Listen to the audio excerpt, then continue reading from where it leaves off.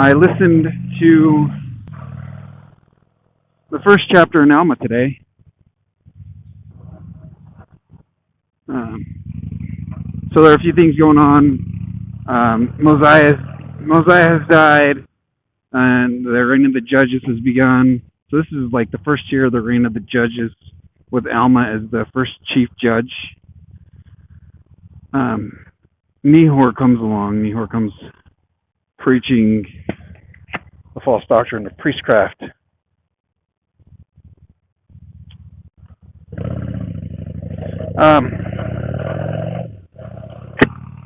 And with that, okay, that's not the only doctrine he preaches. He preaches that all are saved, all will receive salvation and exaltation. So let me just clarify. The truth is that we've all been saved from death. Jesus Christ's resurrection, which we just celebrated with Easter yesterday, ensures that we do not have to suffer the pains of death forever. So yes, we're going to die, but because his resurrection, we don't die in our imperfect state. Our body is resurrected, is perfected. Okay? Exaltation is a different story.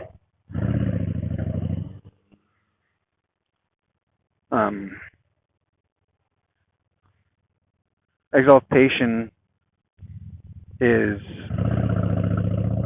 the level, I guess you say, the level or degree of our exaltation is dependent on us and how we choose to live our lives and accept Jesus Christ.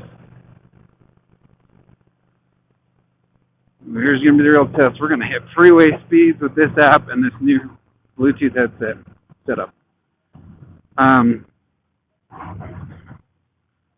So, the doctrine that all are saved and all receive exaltation, regardless of who you are or what you've done, is a partial truth. Just like all of Satan's lies are a partial truth.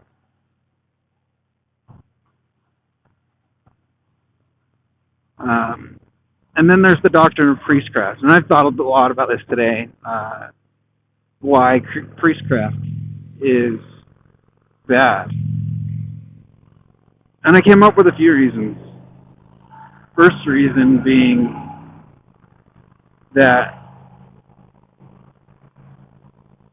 the priestcraft, it encourages the teacher to esteem himself above that of the learner. And what do I mean by that? Sorry. I mean, when you have a marketable skill, and let's talk about preaching as a skill for a minute.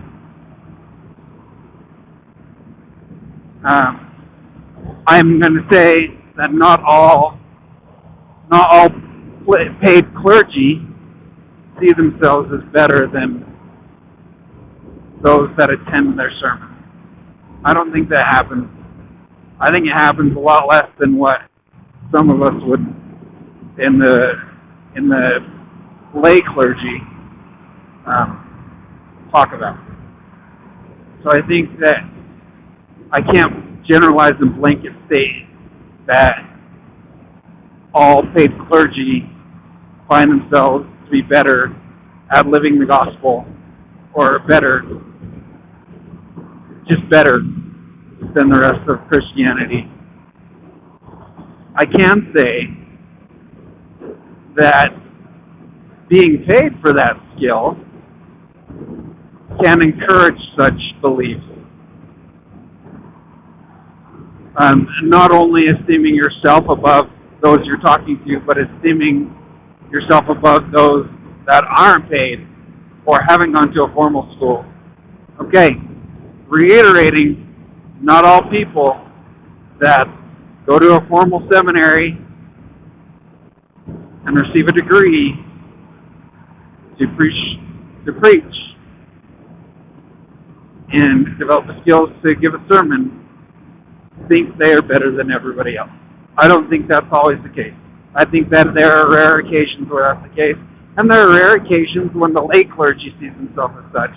Later, after we find out what happens when Nehor dies, or when he's executed for murdering Gideon, priestcraft continues.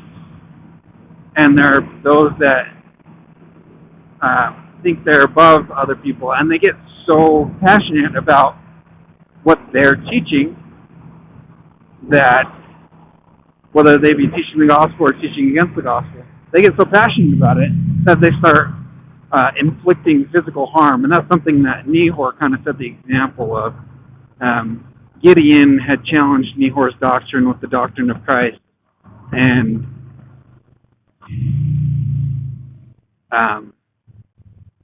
Nehor got so upset that he engaged in physical violence against Gideon and ended up killing him by the sword. So I think, regardless of the topic, if someone is willing to do harm to another human being to get them to accept what they're saying is right, okay, and I'm going to go so far as to say not only harm but vandalism, damage, any kind of damage that is inflicted because one person is saying or believing something that another person is saying or believing. I think that falls under the same category. So Alma and the rest of the teachers in the church who labored for their own gain outside of preaching, they went about teaching against thinking yourself above another person, teaching against physically harming another person, especially when they're disagreeing with you.